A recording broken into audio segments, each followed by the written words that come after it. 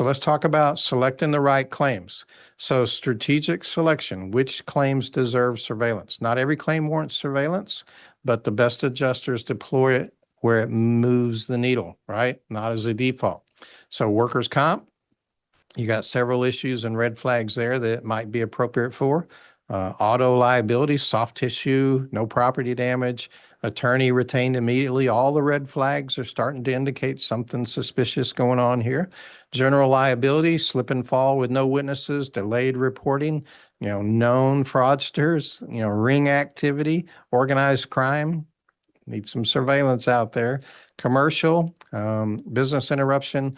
I want you to think for a moment with me that we predominantly think about surveillance as something that we're trying to verify a medical condition or restrictions, that sort of thing.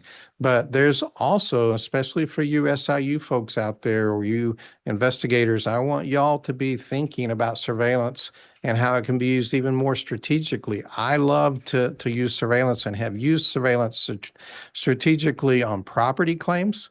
And I've done it in organized crime investigations, and I've done it where we are trying to determine, who somebody is associating with, how do they spend their time during the day, where are they going? So obviously that's a different way to use surveillance, and it's not for every, claim situation you have. But if your job is to do fraud investigations, that sort of thing, I'd love to talk to you about, ways and strategies to do that. Because I had a case when I was at Texas Department of Insurance that was a property case that we were able to solve, and it had solved 54 different claims to 8 different insurance companies.